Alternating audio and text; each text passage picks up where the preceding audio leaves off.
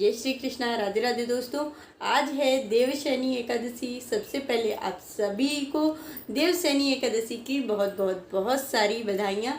तो अभी मैं करने जा रही हूँ देवशयनी एकादशी व्रत की कथा। देवशयनी एकादशी व्रत की कथा और चतुर्मास्य व्रत की कथा एक साथ में ही है। तो मैं अभी चतुर्मास्य व्रत की कथा आपको इसमें नहीं सुनाऊंगी, क्योंकि फिर वीडियो बहुत ज़्यादा लंबी हो जाएगी। उसकी कथा मैं नेक्स्ट वीडियो में आपको दे दूंगी। अभी देवशयनी एकादशी व्रत की कथा हम करेंगे। तो चलिए एकादशी व्रत की कथा शुरू कर लेते हैं। तो उसके लिए हाथ में तुलसी दल ले लेंगे और व्रत की कथा शुरू कर लेंगे। बोलो कृष्ण कन्हैया लाल की जय। बोलो राधा रानी की जय। बोलो लक्ष्मी नारायण भगवान की जय।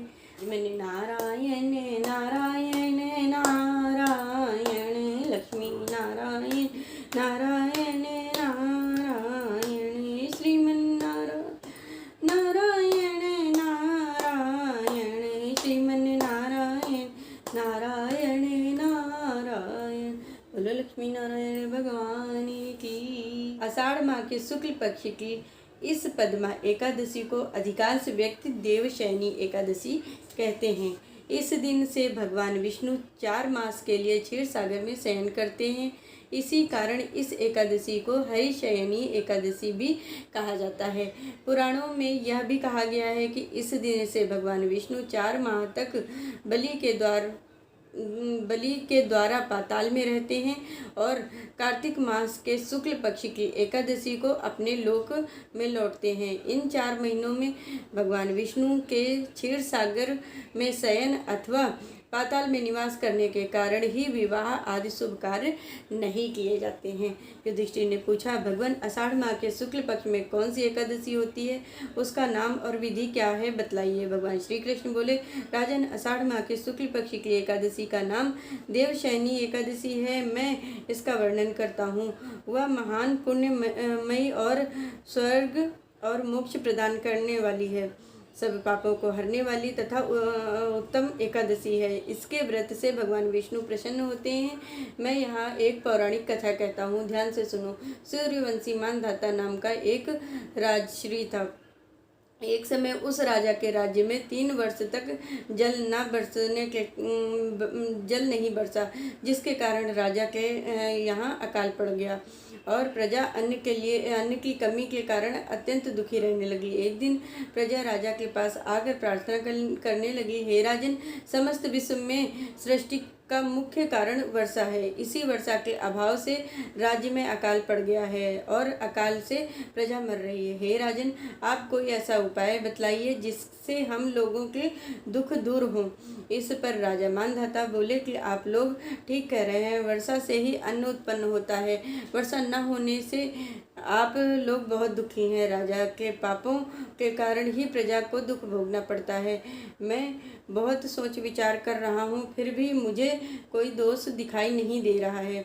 मैं आप लोगों के दुख को दूर करने का बहुत प्रयत्न कर रहा हूँ। ऐसा कहकर राजा मानधाता भगवान की पूजा कर कुछ मुख्य मंत्रियों के साथ वन को चले गए। वहाँ ऋषियों के आश्रम में घूमते घूमते अंत में ब्रह्मा के पुत्र अंगिरा ऋषि के आश्रम में पहुँचे। राजा ने उनके सन्मुख प्रणाम किया। मुनि ने उनको आशीर्वाद दिया और बोले, हे राजा, आप सकुशल पूर्वक हैं तो तथा आपकी प्रजा भी कुशल पूर्वक होगी। आप इस स्थान पर कैसे हैं, सो कहिए। राजा बोले कि हे महर्षि, मेरे राज्य में 3 वर्ष से वर्षा नहीं हो रही है, जिससे अकाल पड़ गया है और प्रजा महान दुख भोग रही है। प्रजा के कष्ट को दूर करने के लिए कोई उपाय बतलाइए। इस पर वह ऋषि बोले, राजन, यह सतयुग सब युगों में श्रेष्ठ है। इसमें धर्म के चारों चरण सम्मिलित हैं, अर्थात इस युग में धर्म की सबसे अधिक उन्नति है। इस युग में ब्राह्मणों का तपस्या करना तथा वेद पढ़ना ही मुख्य अधिकार है, परंतु आपके राज्य में एक शूद्र इस युग में तपस्या कर रहा है। इस दोष के कारण आपके राज्य में वर्षा नहीं हो रही है। यदि आप प्रजा का भला चाहते हैं तो शूद्र को मार दीजिए। इस पर राजा बोला, हे मुनीश्वर, मैं उस निरपराध तपस्या करने वाले शूद्र को नहीं मार सकता। आप इस दोष से छुटकारा पाने का कोई अन्य उपाय बतलाइए। तब ऋषि बोले, हे राजन, अगर आप ऐसा चाहते हो तो आषाढ़ माह के शुक्ल पक्ष की पद्मा एकादशी का विधि पूर्वक व्रत करो। इस व्रत के प्रभाव से तुम्हारे राज्य में वर्षा होगी और प्रजा सुखी रहेगी, क्योंकि इस एकादशी का व्रत करने से सब सिद्धियों को देने वाला तथा उपद्रवों को शांत करने वाला यह एकादशी व्रत है। इस एकादशी का व्रत तुम प्रजा व सेवक और मंत्रियों सहित करो।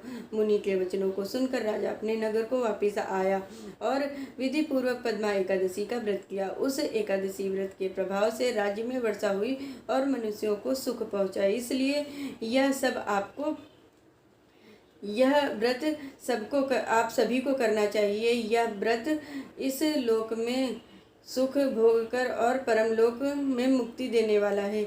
इसकी कथा पढ़ने व सुनने से समस्त मनुष्यों के समस्त पाप नष्ट हो जाते हैं। इस एकादशी को देवसैनी भी कहते हैं और इस व्रत को करने से विष्णु भगवान प्रसन्न होते हैं। अतः मोक्ष की प्राप्ति के लिए मनुष्यों को यह व्रत करना चाहिए।